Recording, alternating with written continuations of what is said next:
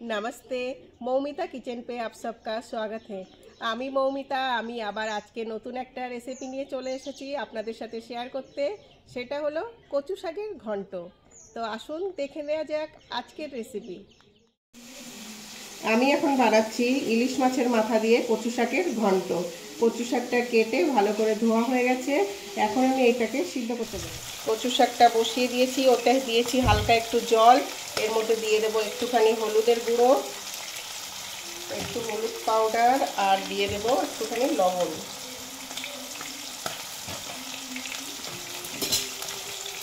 এটাকে একটু মিক্স করে দেব। কচু শাক এমনি আপনার থেকে জল ছেড়ে দেবে। এটাকে এখন আমি একটু ঢেকে রেখে দেব।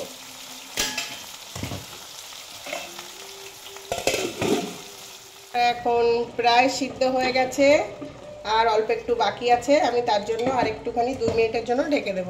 এটা সিদ্ধ হয়ে গেছে, এখন একটু আমি ঠান্ডা করতে দেব। একটা জালির মধ্যে এটাকে ঢেলে দিয়েছি।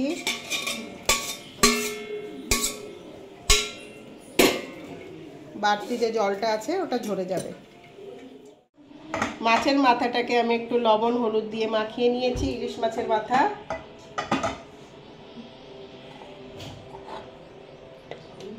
তেল গরম হয়ে গেছে, এখন আমি মাছের মাথাটাকে ভেজে নেব।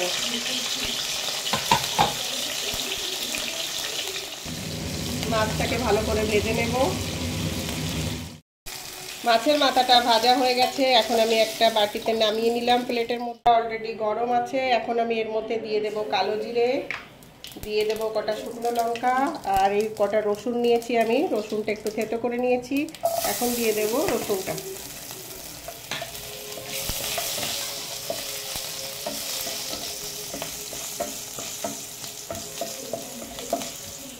রসুনটা একটু ভাজা ভাজা হয়ে যাক, তখন আমি রসুনটা একটু ভাজা ভাজা হয়ে গেছে। এখন আমি এর মধ্যে দিয়ে দেব কয়েকটা কাঁচা লঙ্কা। ভাজা হয়ে গেছে মশলাটা। এখন আমি এর মধ্যে দিয়ে দেব মাছের মাথাটা ভেজে রাখা। এটাকে একটু গুঁড়ো গুঁড়ো করে দেবো, খুন্তি দিয়ে প্রেস করে। এখন আমি এর মধ্যে দিয়ে দেব কচু শাক, যেটা জল ঝরাতে দিয়েছিলাম। জলটা ঝরে গেছে, এখন কচু শাকটা ঢেলে দেবো।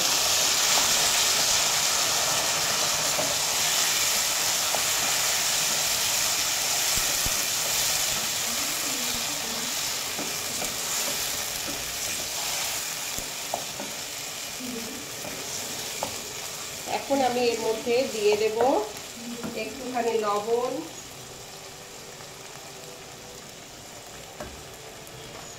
আর দিয়ে দেব একটুখানি হলুদের গুঁড়ো।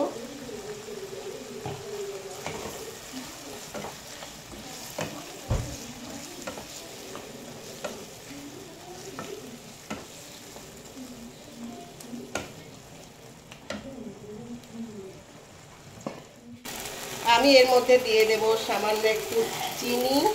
কচু শাক তো চিনিটা না দিলে ভালো লাগবে না। হালকা একটু মিষ্টি মিষ্টি হলে পরে খেতে ভালো লাগবে।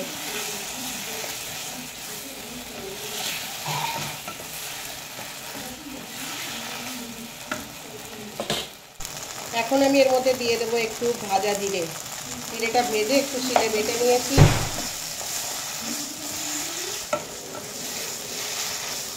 ভাজা জিরেটা ভালো করে মিক্স করে নেব। রেডি হয়ে গেছে কচু শাক দিয়ে ইলিশ মাছের মাথা ঘন্ট। রেডি হয়ে গেছে, এখন আমি একটা বোলের মধ্যে নামাবো।